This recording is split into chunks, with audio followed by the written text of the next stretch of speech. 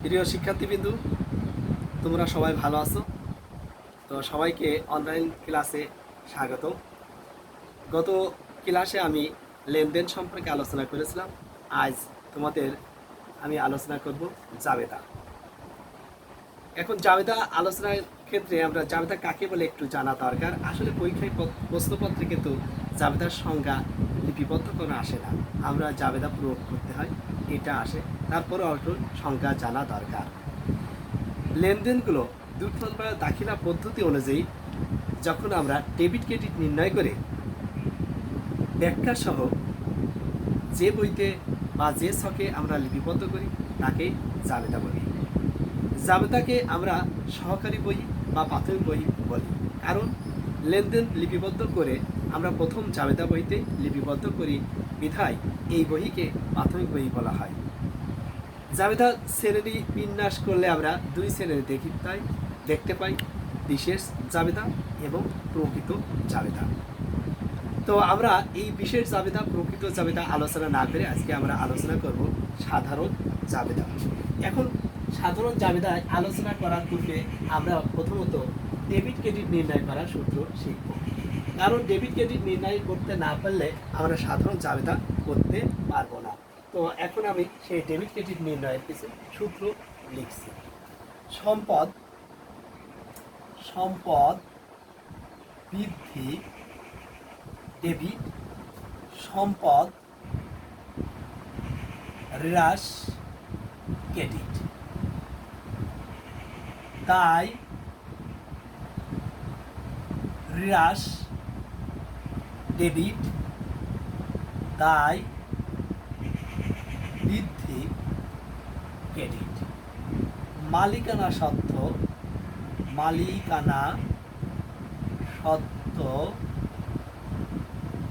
হ্রাস ডেবিট এবং মালিকানা সত্ত্ব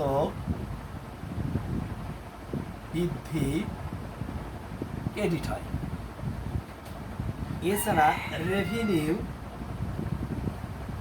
রেভিনিউ বা আয় হ্রাস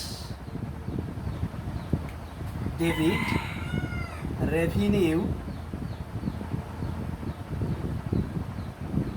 বা আয় বৃদ্ধি ক্রেডিট। ব্যয় বৃদ্ধি ডেবিট, ব্যয় হ্রাস ক্রেডিট। আমরা এই ডেবিট ক্রেডিট নির্ণয়ের সূত্র দেখলাম যে সম্পদ বৃদ্ধি পেলে ডেবিট এবং সম্পদ হ্রাস পেলে হয় ক্রেডিট। তাই হ্রাস ডেবিট, তাই বৃদ্ধি ক্রেডিট। মালিকানা সত্ত্ব হ্রাস ডেবিট, মালিকানা সত্ত্ব হ্রাস ডেবিট, মালিকানা সত্ত্ব বৃদ্ধি ক্রেডিট। রেভিনিউ বা আয় হ্রাস ডেবিট, রেভিনিউ বা আয় বৃদ্ধি ক্রেডিট। ব্যয় বৃদ্ধি ডেবিট এবং ব্যয় হ্রাস ক্রেডিট। এখন আমরা এই ডেবিট ক্রেডিট নির্ণয়ের মাধ্যমে সাধারণ জাবেদা করব। সাধারণ জাবেদা,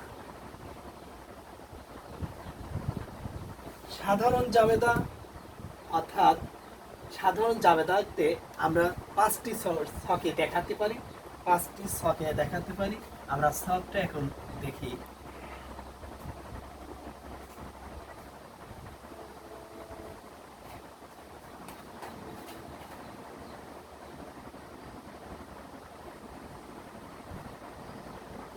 আমরা ছকটি লক্ষ্য করি।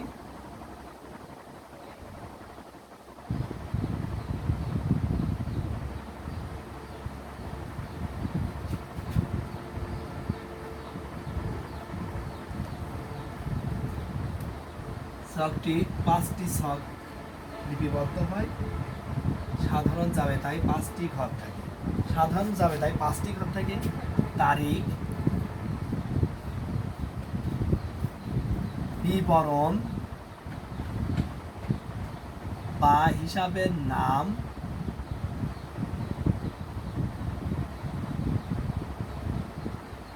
ও ব্যাখ্যা খতিয়ান পৃষ্ঠা ডেবিট টাকা ও ক্রেডিট টাকা।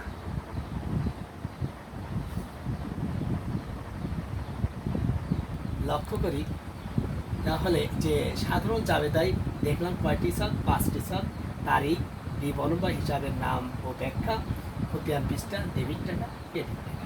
আমরা যখন জাবেদা লিপিবদ্ধ করি তখন খতিয়ান পৃষ্ঠার করতে হয় এবং আমরা জানি যে জাবেদা থেকে খতিয়ানে স্থানান্তর করার সময় তখন খতিয়ান বইতে আবার জাবেদা পৃষ্ঠা লিপিবদ্ধ করতে হয়। যাকে আমরা ওইদিকে না যে আমরা এখন আলোচনা করি সাধারণ জাবেদা এই ডেবিট ক্রেডিট নির্ণয় সূত্র অনুযায়ী কিভাবে আমরা এই ছকে লিপিবদ্ধ করি। আমি এখন কয়েকটি উদাহরণ দিলে তোমরা বুঝতে পারবে যে কিভাবে সাধারণ জাবেদা করতে হয়। তো শিক্ষার্থীবৃন্দ তোমরা লক্ষ্য করো, আমি কয়েকটি উদাহরণ এখানে লিখছি। এখানে সাধারণ জাবেদার উদাহরণ, সাধারণ জাবেদার উদাহরণ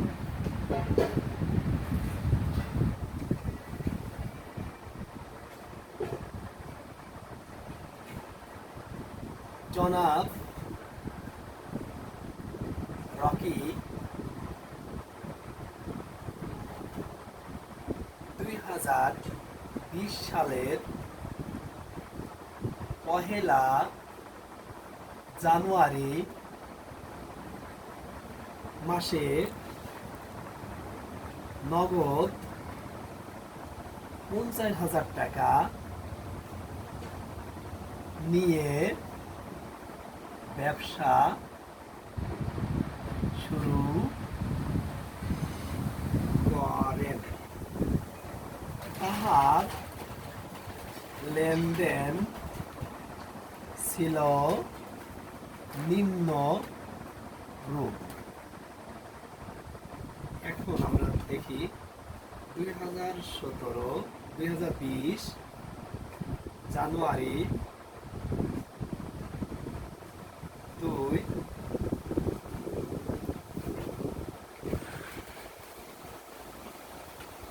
হারে পণ্য ক্রয় 20,000 টাকা,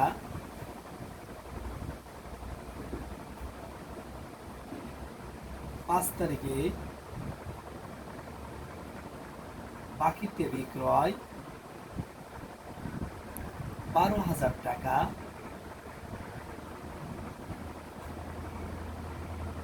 10 তারিখে মালিক কর্তৃক উত্তোলন 1,000 টাকা, 1,000 টাকা,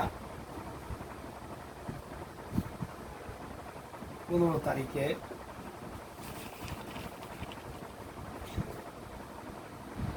শাহেদের নিকট থেকে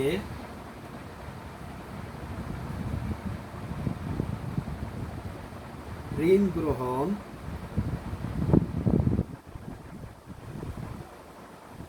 25,000 টাকা,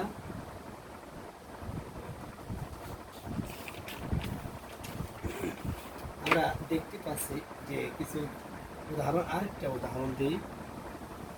25 তারিখ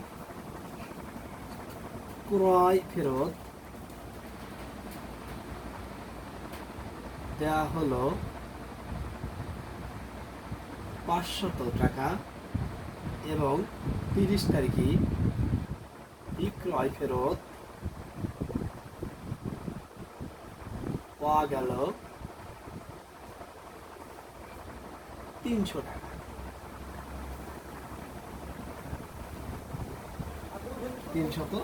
টাকা। আমরা এখন উদাহরণগুলো লক্ষ্য করি যে সাধারণ জাবেদার উদাহরণ জনাব রকি 2020 সালের 1 জানুয়ারি মাসে নগদ 50,000 টাকা নিয়ে ব্যবসা শুরু করেন। তাহার লেনদেন ছিল নিম্নরূপ। 2020 জানুয়ারি দ্বিতীয় লেনদেন ধারে পণ্য ক্রয় 20,000 টাকা, বাকিতে বিক্রয় 12,000 টাকা, মালিক কর্তৃক উত্তোলন 1,000 টাকা, শাহেদের নিকট থেকে ঋণ গ্রহণ 25,000 টাকা, ক্রয় ফেরত দেওয়া হলো 500 টাকা এবং বিক্রয় ফেরত পাওয়া গেল 300 টাকা। আমরা এখন লক্ষ্য করি এই এই উদাহরণটা আমরা এই ডেবিট ক্রেডিট নির্ণয়ের সূত্রের সাহায্যে আমরা সাধারণ জাবেদা করি। এখন লক্ষ্য করি আমরা তারিখের ঘরে লিখি কত 2020 সালের 2020 জানুয়ারি, আমরা সংক্ষেপে লিখি জানুয়ারি 1। দেখো এখানে লক্ষ্য করো যে এখানে দেখা যাচ্ছে, আমরা দেখি যে 1 জানুয়ারির তারিখে মাসে 1 জানুয়ারি মাসে নগদ 50,000 টাকা নিয়ে ব্যবসা শুরু। এইটা আমরা দেখি যে এইখানে কোন ইয়েতে যদি আমি নগদ টাকা দিয়ে ব্যবসা শুরু করি সম্পদ বৃদ্ধি পাচ্ছে, আবার একাধারে কি করছে মালিকানা সত্ত্ব বৃদ্ধি পাচ্ছে।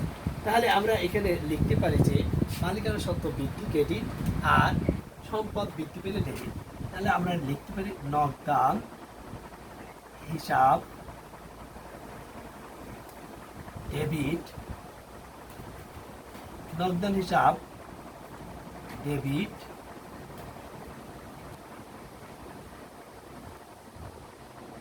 ডেবিট মূলধন হিসাব, মূলধন হিসাব ক্রেডিট। আমরা ডেবিটের ঘরে লিখবো 50,000 টাকা, ক্রেডিট ঘরে লিখবো 50,000 টাকা। এখন দেখি জানুয়ারি 2 তারিখে ধারে পণ্য ক্রয়, ধারে পণ্য ক্রয়, ধারে পণ্য ক্রয়। আমরা এর ডেবিট ক্রেডিট নির্ণয়ের ক্ষেত্রে দেখি যে একটা সূত্র কোন সূত্রের মধ্যে পড়ে। ধারে পণ্য ক্রয় দেখো যে 20,000 টাকা দিয়ে ধারে পণ্য ক্রয়, ক্রয় সম্পদ অর্থাৎ ব্যয় বৃদ্ধি পাচ্ছে, আবার একাধারে তোমার দায় বৃদ্ধি পাচ্ছে। কারণ ধারে ক্রয় করলে পাওনাদারের সৃষ্টি হয়, পাওনাদার একটা দায় হিসাব। সুতরাং আমরা দেখতে পাচ্ছি যে এখানে ব্যয় বৃদ্ধি আর দায় বৃদ্ধি পাচ্ছে। তাহলে আমরা একটু দেখি যে ক্রয় হিসাব ডেবিট, পাওনাদার হিসাব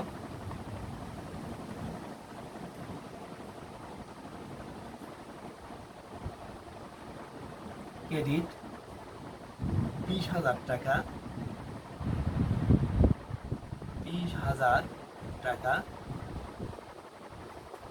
ব্যাখ্যা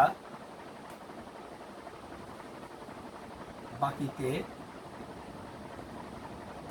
ক্রয় করা হলো। এখানে ব্যাখ্যাটা আমরা লক্ষ্য করি, ব্যাখ্যাটা শুধু ধারে ক্রয় বা বাকিতে ক্রয় কথাটা লিখলেই কিন্তু হয়ে যাবে। শুধু আমরা এখানে আমি উপরে একটা আইটেমে দেখো লিখে দিই, ব্যাখ্যা লিখে নিই। এখানে মূলধন আনায়ন বা ব্যবসা শুরু, আমরা ব্যবসা শুরু লিখতে পারি, আবার মূলধন আনায়ন লিখতে পারি। যে ব্যবসা শুরু, ব্যবসা শুরু সংক্ষেপে লিখলাম, অথবা লিখতে হচ্ছে এত টাকা দিয়ে ব্যবসা শুরু করা হলো, এটাও আমরা লিখতে পারি। এখন আমরা 5 তারিখে বাকিতে বিক্রয়, বাকিতে বিক্রয় করলে আমরা জানি যে যাদের কাছে বিক্রয় করি তিনি দেনাদার, অর্থাৎ আমরা দেনাদার সম্পদ বৃদ্ধি পায়, সম্পদ এখানে বৃদ্ধি পাচ্ছে, আবার আয় এখানে বৃদ্ধি পাচ্ছে। বিক্রয় করলে আয় আসে, আয় এখানে বৃদ্ধি পাচ্ছে, আয় বৃদ্ধি পেলে ক্রেডিট আর সম্পদ বৃদ্ধি হলে ডেবিট। আমরা তাহলে এখন 5 তারিখে লিখতে পারি নগদান হিসাব ডেবিট,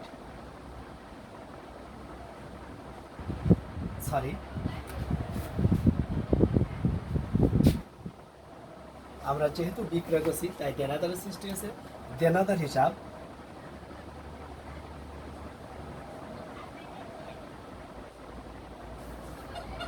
ডেবিট, বিক্রয় হিসাব আয় বৃদ্ধি পাচ্ছে, বিক্রয় হিসাব ক্রেডিট। টাকা আমরা দেখব কত 12,000 টাকা, 12,000 টাকা। ব্যাখ্যা লিখুন বাকিতে বিক্রয় করা হলো। এখন দেখি 10 তারিখে মালিক মালিক কর্তৃক উত্তোলন উত্তোলন করলে আমরা দেখতে পাই যে মালিকানা সত্ত্বে এখানে কি পাচ্ছে, হ্রাস পাচ্ছে। একাধারে আমার সম্পদও কিন্তু কি আছে, হ্রাস পাচ্ছে। যে কারণে আমরা মালিকানা সত্ত্ব অর্থাৎ উত্তোলন হিসাব ডেবিট, নগদান হিসাব ক্রেডিট, আমরা সংক্ষেপে লিখলাম ডেবিট এবং ক্রেডিট। ব্যাখ্যা মালিক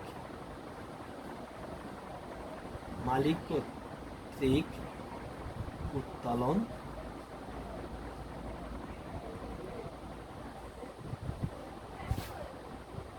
এটা ছিল 10 তারিখে। এবার আসে 15 তারিখ। 15 তারিখ শাহেদের নিকট থেকে ঋণ গ্রহণ 25,000 টাকা।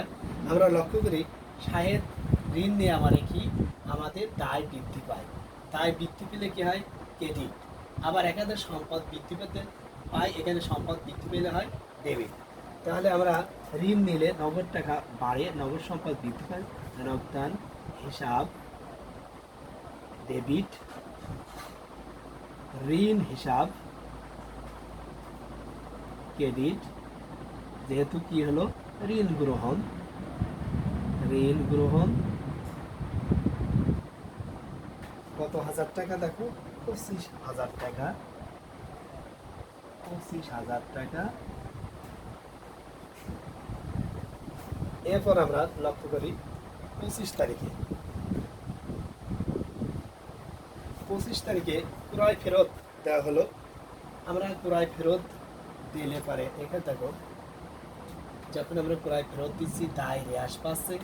আবার একাধারে কি আছে, আমার ক্রয় ফেরত করলে দায় হ্রাস পায় এবং নগদ টাকা বৃদ্ধি পাচ্ছে। তাহলে আমার লিখি ক্রয় ফেরত দিলে নগদান সম্পদ বৃদ্ধি, নগদান হিসাব ডেবিট, ক্রয় ফেরত হিসাব ক্রেডিট। আমরা টাকা লিখবো কত, 500 টাকা। এখানে লিখবো 500 টাকা। প্রিয় শিক্ষার্থীবৃন্দু, জানো যে আমার এখানে ছকে জায়গার স্বল্পতার কারণে আমি ব্যাখ্যাটা লিখতে পারলাম না, তবে তারপরও সংক্ষেপে লিখে দিচ্ছি যে ক্রয় ফেরত দেওয়া হলো, ফেরত দেওয়া হলো 500 টাকা। এরপরে লাস্টে আমরা দেখলাম 30 তারিখে। 30 তারিখে দেখি বিক্রয় ফেরত পাওয়া গেল। এখন বিক্রয় ফেরত পেলে দেখো আমার আয় কিন্তু বৃদ্ধি পেয়েছিল বিক্রয় করার কারণে, এখন আয়টা আমার কমে যাচ্ছে। তাই আয় হ্রাস পেলে হয় ডেবিট। তাহলে আমরা দেখতে পাচ্ছি বিক্রয় ফেরত ডেবিট, বিক্রয় ফেরত ডেবিট। এবং কাদের কাছ থেকে আমরা আয় পেয়েছি, এটা আয় পেয়েছি দেনাদার থেকে। অর্থাৎ দেনাদার কোথায় ছিল, দেনাদার থেকে আয় পেয়েছি। তাহলে দেনাদার হিসাব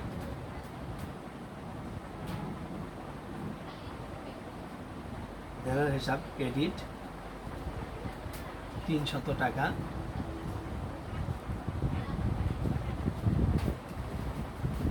তো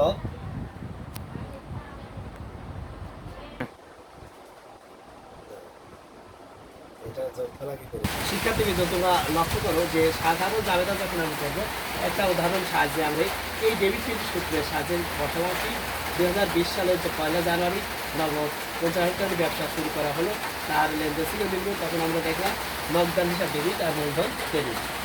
তদ্রূপ হারে ক্রয় ডেবিট, পাওনাদার ক্রেডিট করলাম। তদ্রূপ বাকিতে বিক্রয় দেনাদার ডেবিট আর বিক্রয় ক্রেডিট করলাম। তদ্রূপ মালিক কর্তৃক উত্তোলন ডেবিট আর নগদান ক্রেডিট। এছাড়া দেখলাম সাইডের নিকট থেকে ঋণ গ্রহণ করে নগদ টাকা বৃদ্ধি পায় আর দায় বৃদ্ধি পায়। তাহলে নগদ বৃদ্ধি ডেবিট, দায় বৃদ্ধি ক্রেডিট। এছাড়া ক্রয় ফেরত ক্রয় ফেরত দেখো পাওনাদারের পরিমাণ কমে যায়, পাওনাদার হিসাব ডেবিট আর ক্রয় ফেরত হিসাব ক্রেডিট। এছাড়া বিক্রয় ফেরতে পাওয়া গেল, দেখো যে বিক্রয় ফেরত পাওয়া গেল কার কাছ থেকে, দেনাদারের কাছ থেকে, তাহলে বিক্রয় ফেরত ডেবিট আর দেনাদার হিসাব ক্রেডিট। এখন আমরা জানি যে এই সাধারণ জাবেদার যোগফল ডেবিটের সমপরিমাণ টাকা, ক্রেডিটের সমপরিমাণ টাকা সর্বদাই সমান হতে হবে। আমরা এখন ডেবিট পাশের যোগফল দেখলাম 1,08,800, ক্রেডিট পাশের যোগফলও দেখলাম 1,08,800। তো তোমরা এইভাবে বাসায় চেষ্টা করবে যে যখনই জাবেদা সাধারণ জাবেদা করবে তখন প্রতিটা লেনদেনকে তোমরা হিসাব ছকে ফেলে দেবে, হিসাব ছকে ফেলে কি ডেবিট ক্রেডিটের সূত্র ফেলবে।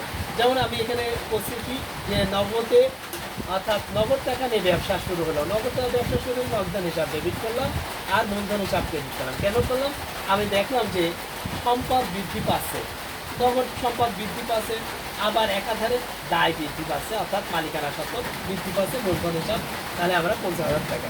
এখন এইভাবে আমরা প্রত্যেকটা লেনদেনগুলোকে এই ডেবিট ক্রেডিট সূত্র অনুযায়ী সাধারণ জাবেদায় লিপিবদ্ধ করবে। তো প্রিয় শিক্ষার্থীবৃন্দ, তোমরা আশা করি এইভাবে বাড়িতে চর্চা করবে এবং অনলাইনে ক্লাস নিয়মিত করতে থাকবে। আমি মোহাম্মদ আহসান হাবিব নিয়মিত তোমাদের সাথে থাকবো। আবার পরবর্তী ক্লাসে দেখা হবে। আল্লাহ হাফিজ।